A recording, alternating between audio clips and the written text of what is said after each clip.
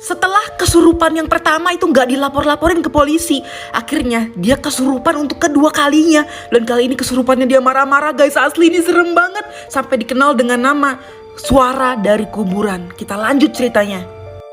Di kesurupan yang pertama, sosok dari Teresita Basa ini memberitahu, katanya sosok dari Alan Showery pembunuhnya ini itu datang ke apartemennya untuk menservis CCTV-nya yang rusak, tapi justru malah membunuh dia.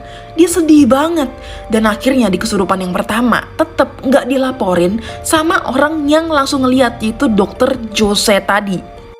Di kesurupan yang kedua, Teresita ini datang kembali dan kali ini dia marah-marah. Dia marah-marah ke Dokter Jose. Kenapa? Dengan informasi yang ada dia nggak ngelaporin ke polisi, ngasih tahu pembunuhnya supaya ditangkap. Tapi Dokter Jose bilang, gak mungkin saya menyuruh polisi datang ke sini detektif dan ngasih tahu istri saya kesurupan dan langsung menunjuk orang itu adalah pembunuhnya, karena saya nggak punya bukti.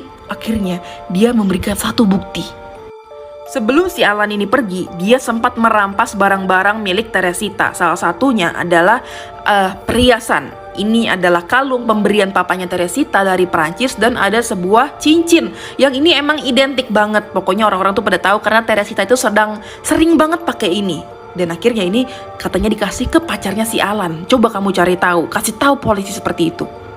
Dengan informasi yang ada, ya polisi tetap bingung lah gitu, harus cari tahu kemana dan kayak harus percaya atau enggak, tapi tetap mereka jalanin. Dan akhirnya mereka mencari tahu dulu nih, si Alan Showery ini siapa, lewat rekan-rekan kerjanya di rumah sakit tersebut. Karena kan emang satu rumah sakit kerjanya kan sama si korban ini.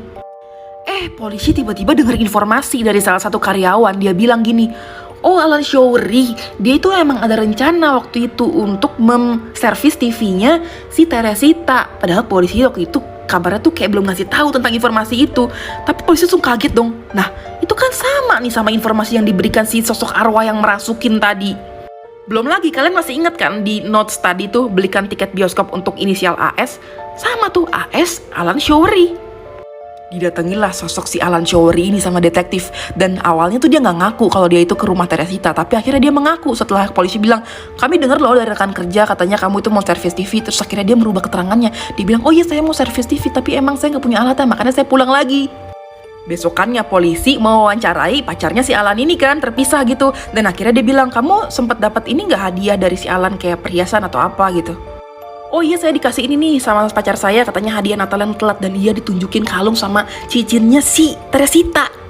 Dikonfirmasi langsung sama keluarga Teresita dan teman-temannya yang tahu kalau ini emang punya Teresita dan benar itu adalah barang Teresita dong. Dan akhirnya dia mengakui kesalahannya, tapi sayangnya dia cuma dipenjara 5 tahun dong.